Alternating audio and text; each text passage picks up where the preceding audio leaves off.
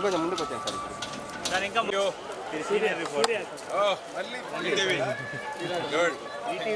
సూర్య ఆయన సూర్య ఏదైనా వచ్చారు అంటే మన బ్రాండెడ్ కాని వాళ్ళు రారు కదా.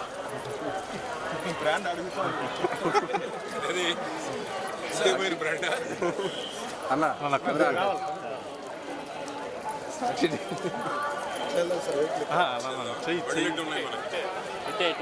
సార్ వైట్ పెయింట్ మీద సార్ వైట్ పెయింట్ మీద వచ్చాను సార్.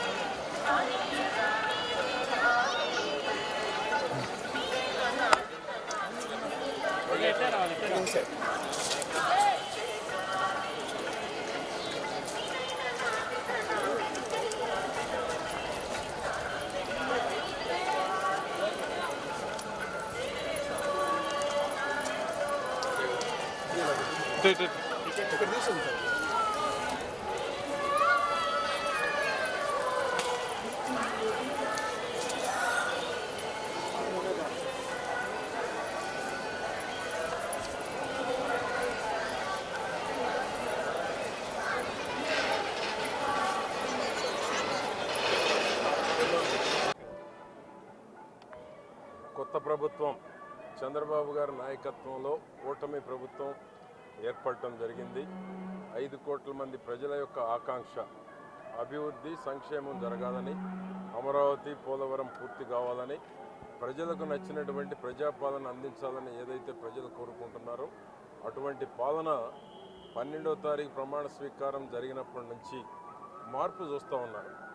జగన్మోహన్ రెడ్డి ఏ విధంగానైతే 5 ఏళ్ల పరిపాలనలో ప్రజలు విసిగి వేసారి స్వాతంత్రం వచ్చినాక ఎప్పుడూ రానంత మెజారిటీలు అనేక నియోజకవర్గాల్లో 93% సీట్లు కూటమి గెలవటం అనేటువంటి చరిత్రలో ఇదే నాకు తెలిసినంత వరకు. స్వాతంత్రం వచ్చిన తరువాత ఇంత పర్సంటేజ్ రావటం, స్వాతంత్రం వచ్చినాక అనేక నియోజకవర్గాల్లో ఎన్నడూ లేనంత మెజారిటీ రావటం.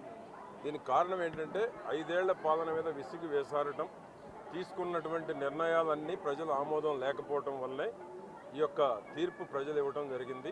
ప్రజలు ప్రజాపాలన అందించకపోతే ఏ విధమైనటువంటి తీర్పు ఇస్తారు అనేటువంటి దానికి జరిగిన 2024 ఎన్నికలు ఏ పార్టీ అధికారంలో ఉన్నా ప్రజలు ఆకాంక్షలు నెరవేర్చకపోతే ప్రజలు ఎటువంటి తీర్పు ఇస్తారు అనేటువంటిది జగన్మోహన్ రెడ్డి పాలన చూసిన తర్వాత స్పష్టమైన తీర్పునిచ్చారు.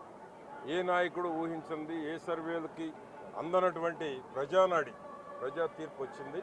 కాబట్టి 5 కోట్ల మంది ప్రజల యొక్క ఆకాంక్షలు నెరవేర్చడమే చంద్రబాబు కూటమి ప్రభుత్వం. పవన్ కళ్యాణ్ కానీ బీజేపీ కానీ రాష్ట్రం సర్వతోముఖాభివృద్ధి చెందాలంటే కేంద్రం పూర్తి సహకారాన్ని అందించాలి. ఏదైతే ప్రతిష్ట కోల్పోయినటువంటి ఆంధ్రప్రదేశ్ తిరిగి ప్రతిష్ట తీసుకురావాలంటే అది చంద్రబాబు నాయుడుకు సాధ్యమనేటువంటిది ఈరోజు ప్రజలు నమ్మి అధికారాన్ని ఇవ్వడం జరిగింది.